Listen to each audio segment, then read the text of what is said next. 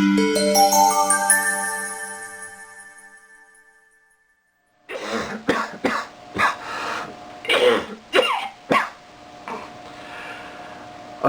hey everybody. I'm C. Andrew Nelson, founder of Aquatasy. I'm sorry there hasn't been a new video for a while. I'm sick. I'm sick, my wife's sick, whole family's sick. I don't know, could be the flu, could be some virus going around. All I know is I'm feeling icky. But that brings up something I wanted to discuss with you guys.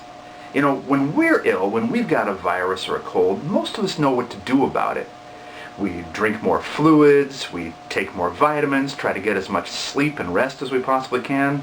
Little chicken soup doesn't hurt. But what about our fish? When our fish are ill, do we know what to do about it? You know, for people, we've got the common cold. But there's an ailment in the world of freshwater tropical fish that is just as common as the common cold. And that's a little something called ick. And that's what I wanted to discuss with you in this video. That icky feeling. So what exactly is ick? The term is an abbreviation of the Latin word ichthyophthirius. Ichthyo, meaning fish, and phthirius, meaning a sucking louse. Literally translated, ichthyophthirius means fish-sucking louse. Not the kind of thing you want to get cozy with. The disease known as ick can strike virtually any type of freshwater fish. It's caused by small protozoan parasites that attach to your fish's skin, eyes, and gills. The disease manifests itself as tiny white spots, which can increase in number and size. A fish stricken with ick sort of looks like it's been sprinkled with salt. The parasites go through 3 distinct stages in their life cycle. A feeding stage, where they are attached to and feed off of your fish. An incubating stage, where they detach from your fish, form sticky cysts that will adhere to any surface, and the parasites inside get ready to grow. And a dividing stage, where each parasite can divide its cells up to 10 times, with each newly hatched parasite ready to attack your fish again. If left untreated, the cycle repeats and repeats until your fish literally have the life sucked out of them. Even before the white spots show up, there are other signs to look for that may indicate your fish have ick. Fish with ick may have a loss of appetite or refuse to eat food. They may display rapid breathing. Your normally social fish may stop schooling or start hiding. Fish suffering from ick may also spend much of their time resting on the bottom. And a big tip-off that your fish have ick is when you see them repeatedly rubbing and scratching themselves against the rocks, driftwood, and other decorations in your tank. If there is ick in your tank, it can strike any of your freshwater fish. It's not like a cheetah that picks off the smaller, weak gazelles in a herd. Ick strikes all fish equally. Big or small, young or old, hardy or delicate. Having said that, if your fish are already doing poorly or are under stress, then an ick attack is going to weaken them that much quicker. The good news is, ick is easily treatable. There are plenty of products sold in stores that are made to treat ick. They contain chemicals like malachite green, methylene blue, chelated copper, and so on. All of these can be helpful, but there are downsides to using these medications. First, you have a very short window of opportunity to use them because they are only effective during a few short days of the parasite's life cycle, the time right after the dividing stage when the new parasites burst forth from the cysts and are free swimming. Second, many of these meds can severely stain an acrylic tank or stain the silicone sealer of a glass tank, not to mention staining ornaments and driftwood. And third, most important of all, powerful medications like these can stress out your fish, making them susceptible to other ailments. So before you automatically reach for the store-bought remedies, here are some highly effective treatments you can try first and can try in combination. Number 1, raise the temperature. By boosting the temperature of the water in your tank, you can speed up the life cycle of the ick parasite. Scientists and various other really smart people have found that at a temperature of 85 degrees Fahrenheit or 29.4 degrees Celsius, the parasite does not infect new fish. At 86 degrees Fahrenheit or 30 degrees Celsius, ick stops reproducing. And at 89.5 degrees Fahrenheit or 32 degrees Celsius, it dies altogether. So by jacking up the temp, you can jack up the ick too and make life miserable for it. When you increase the temperature though, you need to also increase the amount of aeration in your tank. Bumping the water temperature up will boost the metabolism of your fish, which in turn will help their immune system. That's a good thing. But a higher metabolic rate means your fish are going to need more oxygen. So add more aeration. And if you're running CO2 on a planted tank, you'll need to switch that off for a while. Naturally, this method only works for warm water fish that can tolerate water temperature in the mid to high 80s. You won't be able to raise the thermostat that high for species such as goldfish, white cloud mountain minnows, black skirts, and other cold water loving fish. That said, increasing the temperature even into the 70s will help.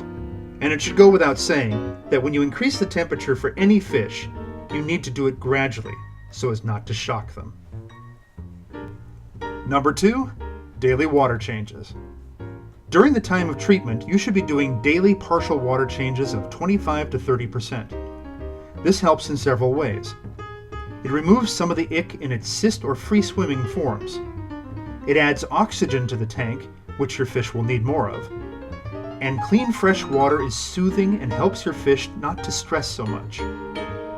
For years, I've been adding Kordon's Novaqua Plus to my water changes when treating ick. It's not something I find necessary for regular water changes, but it really helps fish that have been wounded by ick parasites. It helps restore their protective slime coating, sort of like Neosporin for fish. Number 3, ditch the substrate.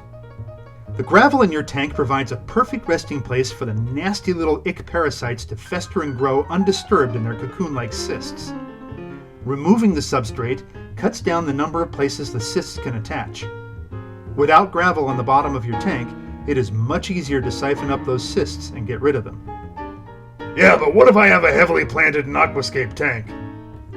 In such cases, having a small quarantine tank you can move your fish to during treatment is very helpful. Let that hospital tank be bare bottom. While you're treating your fish in it, keep the temperature up in your main tank and continue with the water changes there as well. With no fish as hosts in the main tank, the parasites will quickly die off, and that tank should be ready to receive fish again once they are well and no longer infected. Number 4, add a pinch of salt. You remember that I said that ick can strike virtually all freshwater fish. I didn't say saltwater fish.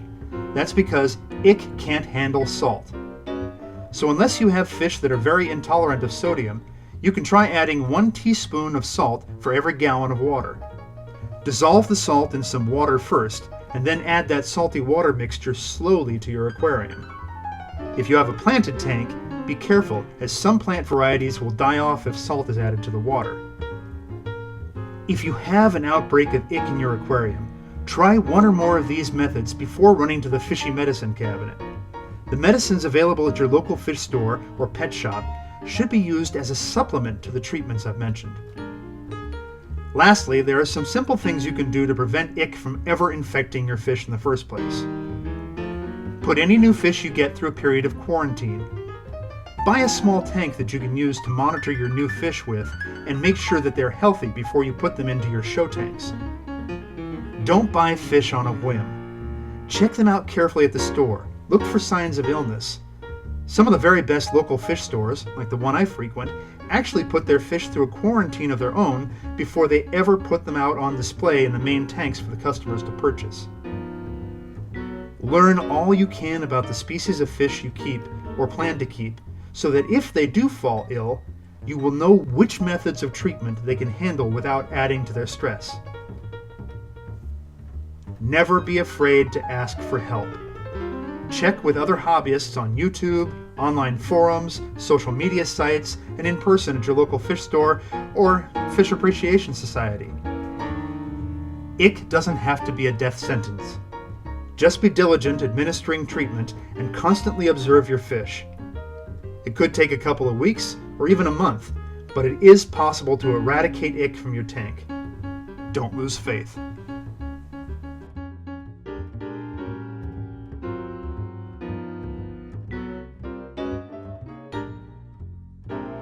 Thanks for watching this video. If you like what you're seeing on this channel, please subscribe, please comment, please click the little like button on there.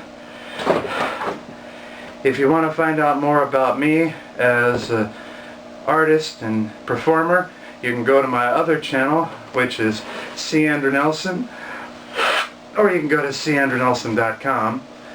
Or, if you want to find out more about the business of visual effects and animation, which is the business I'm in, you can go to my other channel, which is Teaching Spot, or you can go to teachingspot.com.